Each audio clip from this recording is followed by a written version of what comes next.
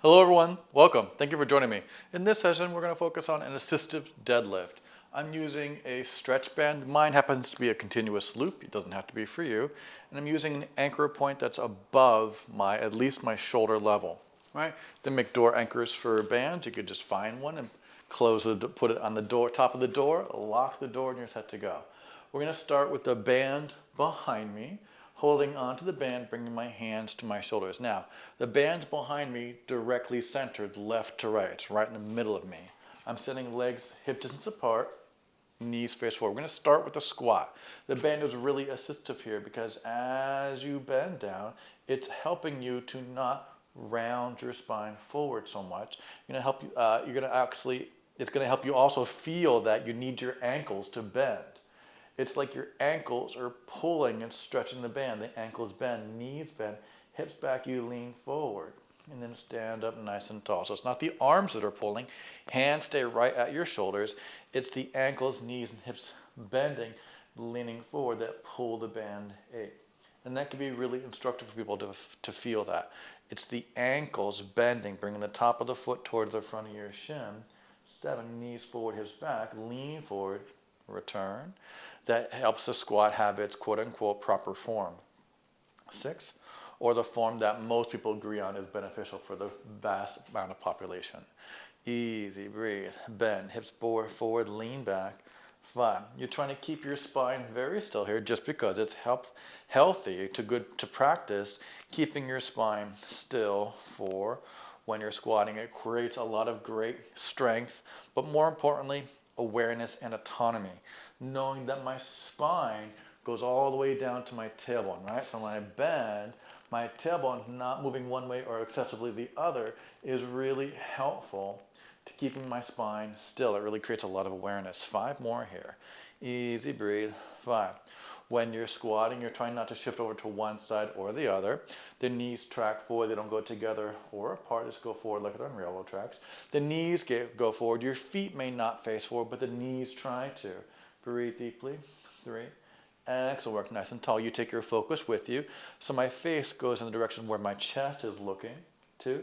It's like the eyes on my head and there's an eyeball on my chest. They all are going to the same exact place.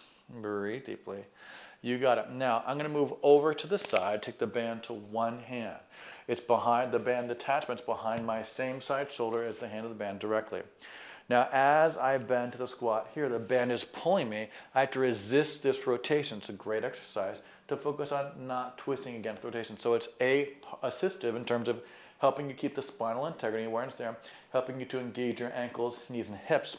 But also it's challenging in terms that I have to not twist toward the band. Breathe deeply.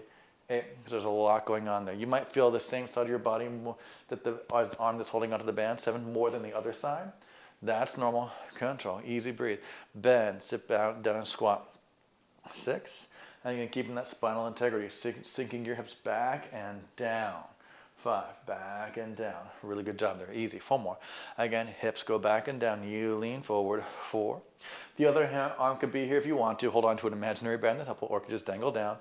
3, or you go onto a small weight or a large weight, whatever works for you. That will change the exercise though. 2, which is fine. 1 more time. Again, sit back, lean forward, knees track together. 1, I'm going to switch to the other side so the band's right behind the same side, hand that's holding on to it now. Now my body's going to want to twist towards the band this way. So as I squat, I'm trying to not twist towards the hand that's holding on to the band. 10. You also have to make sure you don't overcorrect, right? Keep everything nice and level and square. 9. Hips go back and down. 8, return. Try not to curl your spine forward. 7, not because that's wrong, that's just not this exercise. We're trying to keep our spine as still as we can here. Breathe. 6, moving the ankle, knee, and hip. Easy breathe, not neck and face either, or head. Breathe deeply. Gentle, hips go back and down. 5. Nice, everyone. Control. Reach those hips back and down. 4. Excellent there. Just 3 more. You got this. Easy. Breathe. 3, leaning forward, sitting back. 2 more. Gentle. Pull. 2. 1 more time. Control. Hips go back. Bend those knees, ankles, hips. Return and rest. Now I'm going to go back to splitting between That was a squat. Now we're going to go over a deadlift now that we've warmed ourselves. A deadlift's a little bit different, right? You still bend your knees, but it's about the hips going back and you leaning your body forward and then all the way up tall. So sending those hips back in space with a smaller knee bend is the focus here. Notice that it looks physically different. Here my torso goes forward and back. Hips go back, torso goes forward, knees do bend. The knee bending is going to be different for everyone, whatever your comfort level is. Be a little bent or a bit more. Breathe deeply, whatever feels better for you. 7, and then return. But again, you're trying to create that awareness that my tailbone ends here, my thigh bone starts there, and that's where the articulation is, at the thigh bone level, not at the tailbone level, right? It's right where your thigh bone connects to your pelvis. 5, not where your pelvis connects to your spine, to your lower back. You know, you can talk that your pelvis is part of your spine. That is true. For your tailbone's the end of your spine. Easy breathe. But regardless, people tend to round their lower back here, which is, again, not right or wrong, just a different version. We're trying to keep our spine very still here, too. And this band helps us to keep awareness of that integrity of keeping the spine still as the hips go back and we lean forward. You got it. And then return. And you guessed it. You can take the band to one hand, right? The band's behind the same side hand that's holding onto it directly. Legs hip distance parallel. And same thing here. Knees bend, hips go back, lean forward. Try not to rotate towards the band. Try not to rotate to counter-rotate too much to overcorrect. Easy breathe. Hips go back, you lean forward, knees give a little bend. 9. Take your time, return. So this is one way that you can practice nice form when you're trying to pick things up if your knees won't bend a lot, right, in particular.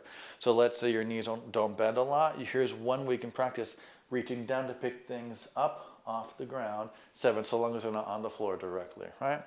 And not too heavy. Easy breathe. It's totally fine to round your spine to reach down. I'm not saying that that's wrong. Breathe deeply. You do need that capacity in life. But today we're not focusing on that. We're focusing on keeping our spine nice and stable and still. Again, just create the awareness and strength and autonomy of what joints are moving when. Where is that joint? What does it do? Breathe deeply. 4. That's the focus here. Breathe again.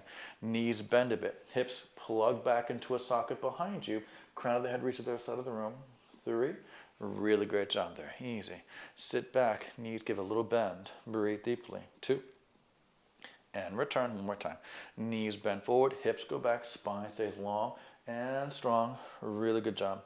And then return. And it's not that I'm encouraging you to not move your spine at all. There may be some spinal movement there, but just to make it as minimal as possible, right? To really get that sense of where is my spine?